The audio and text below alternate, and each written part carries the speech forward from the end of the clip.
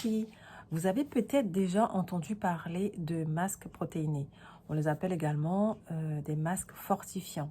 Alors, ce sont des masques qui sont des soins très importants pour nos cheveux parce que les protéines vont apporter de la solidité à nos cheveux et donc ce sont des masques qui vont permettre aux cheveux de résister à la casse.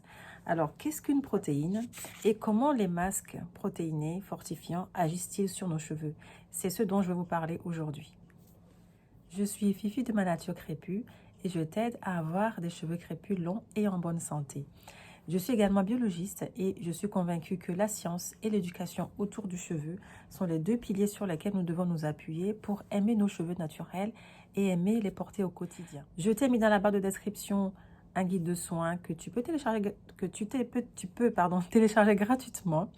Et ce guide va t'aider à faire correctement tes bains d'huile. Et enfin, n'hésite pas à t'abonner à la chaîne et ainsi tu seras notifié à chaque fois que je poste une nouvelle vidéo.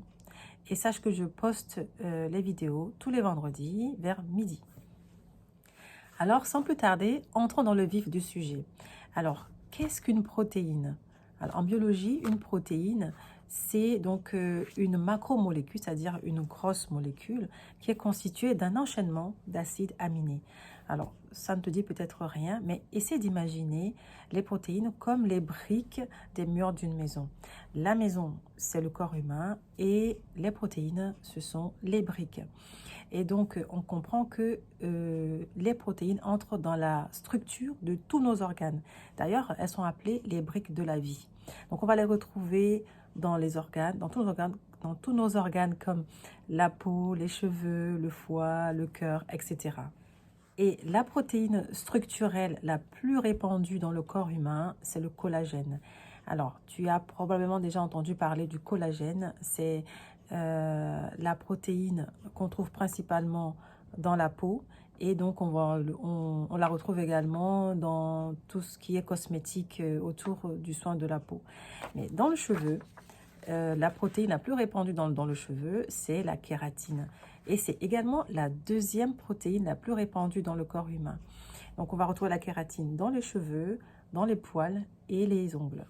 Alors, il faut savoir que le cheveu est constitué à 95% de kératine. Et donc, cette kératine va apporter aux cheveux, en fait, résistance et élasticité. Je t'ai fait un petit schéma pour t'expliquer tout ça en détail. Alors, voyons cela de plus près. Donc, ici, j'ai schématisé la coupe d'un cheveu. On voit ici la structure d'un cheveu. Donc, imaginez, par exemple, un cheveu qu'on a donc coupé dans le sens vertical. Donc, c'est une coupe longitudinale. On a coupé dans le sens vertical et on regarde maintenant à l'intérieur. Donc, à l'intérieur, on va voir de l'extérieur vers l'intérieur. D'abord, ce qu'on appelle la cuticule. C'est en fait une fine couche de cellules mortes qui sont remplies de kératine et qui sont imbriquées les unes dans les autres, ici. À l'intérieur, on va voir le cortex, vous voyez, qui constitue la majeure partie du cheveu. Et à l'intérieur, une toute fine couche ici médulaire qu'on appelle la moelle. Et cette fine couche médulaire, elle est quasi inexistante dans les cheveux fins. Donc ici, on voit que le cortex représente environ 80% de la kératine. Et comme on a de la kératine également ici, au niveau des cuticules, eh ben, l'ensemble, on peut dire que le cheveu est constitué à 95% de kératine. Comme on vient de le voir, le cheveu est constitué à 95% de kératine.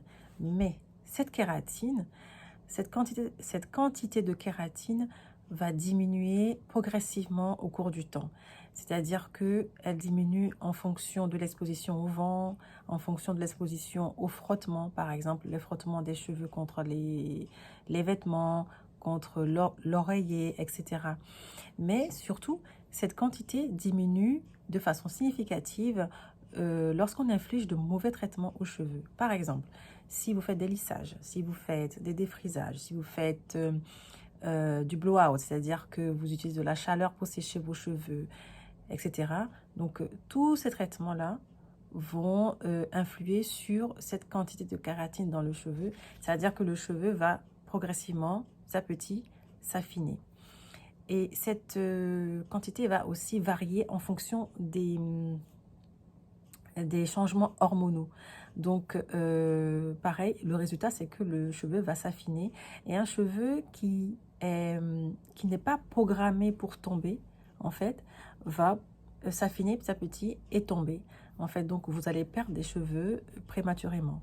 Et donc, si vous avez des chutes anormales de cheveux, c'est probablement parce que vous manquez de protéines.